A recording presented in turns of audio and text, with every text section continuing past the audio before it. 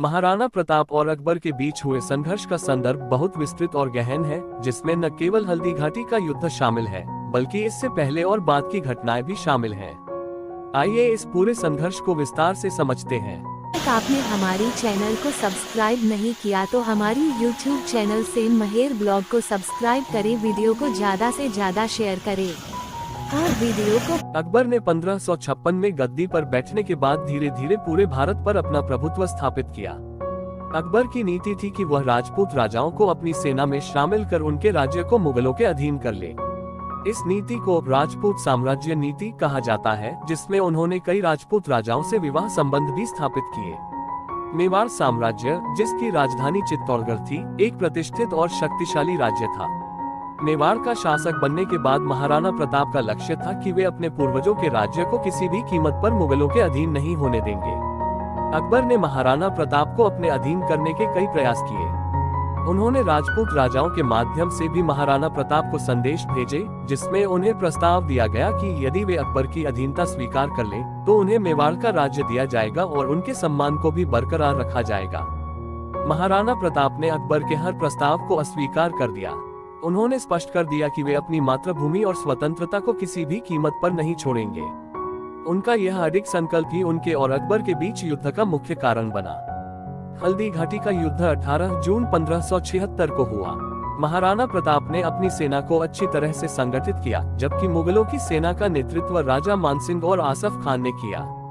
माना जाता है कि मुगलों की सेना में लगभग 80,000 सैनिक थे, जबकि महाराणा प्रताप की सेना में लगभग 20,000 सैनिक थे।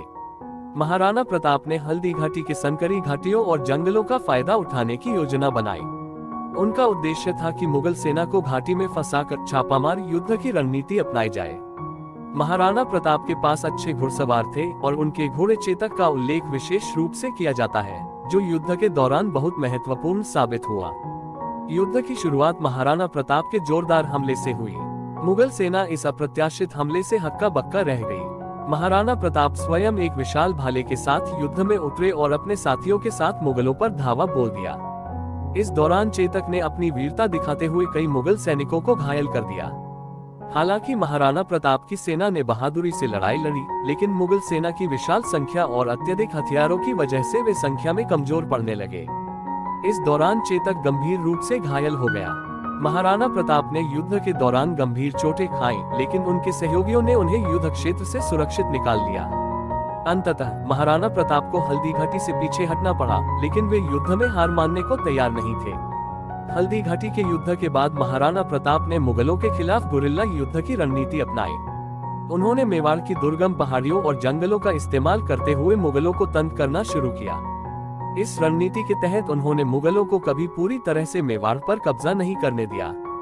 इस कठिन समय में महाराणा प्रताप के सहयोगी और धनपति भामाशाह ने अपनी संपत्ति दान कर महाराणा को वित्तीय सहायता प्रदान की, जिससे महाराणा ने अपने सैनिकों का पुनर्निर्माण किया और फिर से युद्ध के लिए तैयार हुए। महाराणा प्रताप ने अपने राज्य के विभिन्न हिस्सों को मुगलों से मुक्त कराया और अपने राज्य का पुनर्निर्माण किया। हालांकि वे चित्तौड़ को वापस नहीं ले सके, लेकिन उन्होंने कुंभलगढ़, गोगुंडा और उदयपुर को अपनी नई राजधानी बनाकर मेवाड़ की स्वतंत्रता को बनाए रखा। महाराणा प्रताप का निधन 19 जनवरी 1597 को हुआ। उनकी मृत्यु के बाद भी उनका संघर्ष और स्वतंत्रता की भावना जीवित रही। उनके उत्तराधिकारी महाराणा अमर सिंह ने भी मुगलों के खिलाफ संघर्ष जारी रखा। महाराणा प्रताप भारतीय इतिहास में एक अद्वितीय स्वतंत्रता सेनानी के रूप में जाने जाते हैं। उनकी वीरता, साहस और आत्मसम्मान की भावना ने उन्हें एक अद्वितीय स्थान दिलाया है।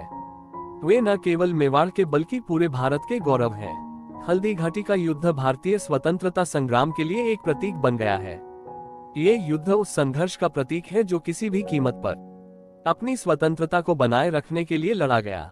महाराणा प्रताप की दृढ़ता और बलिदान ने कई भारतीय स्वतंत्रता सेनानियों को प्रेरित किया। उन्हें वीरता, आत्मसम्मान और मातृभूमि के प्रति समर्पण का प्रतीक माना जाता है। महाराणा प्रताप और अकबर का संघर्ष भारतीय इतिहास में एक महत्वपूर्ण अध्याय है। ये केवल एक सैन्य संघर्ष नहीं था, बल्कि ये दो विचारधारा